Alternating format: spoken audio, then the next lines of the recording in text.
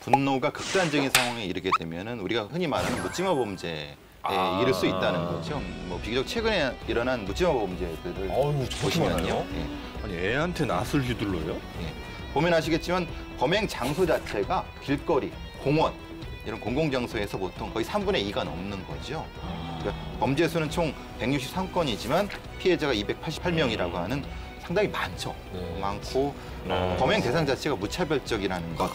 묻지마 범죄는 누구도 가해자가 될 수 있고 누구도 피해자가 될 수 있는 굉장히 무서운 사회 범죄라고 볼 수 있는 거죠.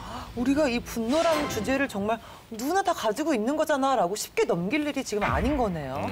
주로 가장 많이 보는 거는 사회의 소수자, 힘 약한 사람이 많이 당합니다.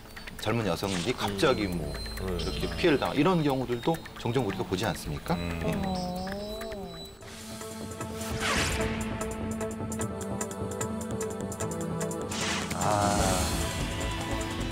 돌? 뭐야?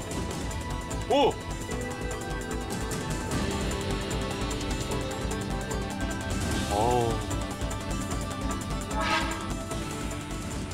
아니 이게 무슨 일이죠? 이게 10대 소년이 범인인데 네. 눈이 마주친 것도 아니잖아요, 지금은. 그냥 무차별하게 폭행한 건데 이유를 나중에 물어봤더니 후배랑 말다툼하다가 화가 난 게 여전히 남아있다가 그래서 그냥 모르는 사람한테 화풀이했다는 거예요. 근데 그 모르는 사람이 자기보다 약한 사람이에요. 여성. 그렇죠. 네. 자기가 어떻게 할 수 있는. 그러니까 이 친구는 나중에 보도에 나온 거 보니까 분노 조절 장애가 있어서 실제로 약도 먹고 있었다라고 하고 이런 병으로 병원을 찾는 사람들이 요즘 많이 늘고 있는데 특히 10대의 비중이 많이 늘어나고 있다고. 10대 때 생각해보니까 정말 이유라고 할 수 없는 이유 때문에 계속 화가 나 있고 또 사실 그걸 어떻게 풀어야 할지도 모르는 상황이라서 꽁꽁 싸매고 이랬던 경험이 있는 것 같은데 예전에도 다 이런 일이 있었을 거 아니에요? 그렇죠. 뭐 역사적으로 보면 Lord of Rage, 즉 분노의 제왕, 분노 조절을 못했던 왕이 바로 숙종입니다. 인현왕후를 폐위할 때 네. 80명 등의 이제 상소가 올라옵니다.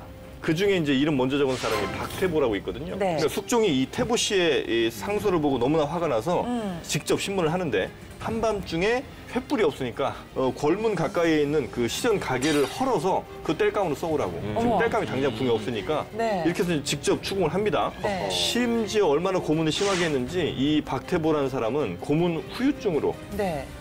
귀양 가다가 또 죽기도 합니다. 엄청난 고문을 한 거예요. 근데 이 숙종이 굉장히 금수저거든요. 그러니까 뭐 여러 왕들이 조선시대에 있었습니다만 그래도 굉장히 적장자였고 네. 무슨 첩의 자식도 아니었고 무슨 외란도 없었고 태평성대 괜찮은 왕이었는데도 불구하고 분노 조절 장애가 있었다. 이 부분은 우리가 어떻게 좀 이해를 해야 되겠습니까? 금수저니까 그런 거죠. 왜냐하면 금수저니까 자기한테 하지 말라고 한 사람이 하나도 없었을 것이고 실제로 이제 어린아이 때 분노를 차단하거나 아니면 한계를 져줄 수 있는 어떤 것이 있어야 됩니다. 보통 사람들은 살면서 그런 게 있지 않습니까? 선생님이 그런 걸 하고도 그러는데 금수저는 있을 수가 없죠. 브레이크가 없으니까. 그게 그러니까 쉽게 말하면 너무 오냐오냐 잘한 거죠. 조태호도 마찬가지죠. 이 영화의 조태호도 일정 정도의 한계를 지어주면서 성장시킬 수 있는 그게 없었기 때문에 성장 그분 과정에서. 거죠. 근데 당하는 입장에서는 억울하지 않습니까? 그냥 갑자기 같은 동네 산다고, 혹은 같은 엘리베이터 탔다고 갑자기 이렇게 당해버리면 네. 지금 너무 억울하잖아요. 그러니까 묻지마 범죄를 저지른 이들을 근데 공통점을 한번 조사해 보는 거죠. 그러니까 2008년도 강남 고시원 방화 사건 같은 경우가 있습니다. 그 범인은 불을 질러갖고 그 입구에서 칼을 들고 기다리고 있었습니다. 왜요? 그러니까 나오는 사람을 찔러주고 그래서 엄청나게 피해를 많이 했던 거죠. 그러니까 고시원에 살고 있는 사람들을 거의 다 죽일 생각을 했었죠. 근데 이 범인의 평소 메모는 이랬습니다.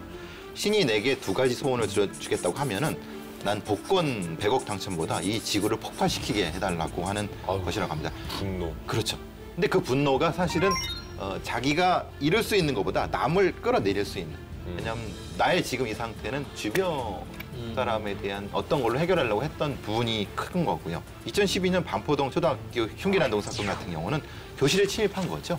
그래서 이제 모의견 권총하고 흉기를 휘둘러 갖고 어린아이들을 6명이나 부상시킨 사건인데 소지하였던 종이에 그렇게 썼습니다. 열심히 노력해서 언젠가는 성공한다고 해도 제겐 절대 바꿀 수 없는 것들이 있습니다. 라고 쓰여 있는데 이것들을 보면 이 피해의식, 좌절감 이런 것들이 세상을 향한 분노로 되는 그러니까 난 피해의식이나 좌절감까지는 충분히 이해가 돼요. 그럴 수 있죠. 부조리가 많으니까. 그런데 그런 박탈감을 푸는 대상이 항상 보면 자기보다 약한 사람들이에요. 수평폭력이라는 말이 있는데 이게 그런 얘기입니다. 나하고 처지가 비슷한, 그러니까 수평선 있는 사람들을 대상으로 화풀이를 주로 한다는 거예요. 그 부당거래에서도 보면 인권이고 나발이고 뭐 그런 거 없는 겁니까? 뒤치다거리까지 다 해줬으면 뭔가 인간적인 교류가 있어야 되는 거 아닙니까 사람이? 황정민 씨한테 모욕당한 유해진 씨가 황정민 씨한테 뭐라고 딱히 못하고 부하 직원의 뺨을 때리면서 분노를 또 표출하지 않습니까? 네. 이게 사실은 저 같은 온화한 사람들로서는 사실은 이해되지 않는 부분인 거죠.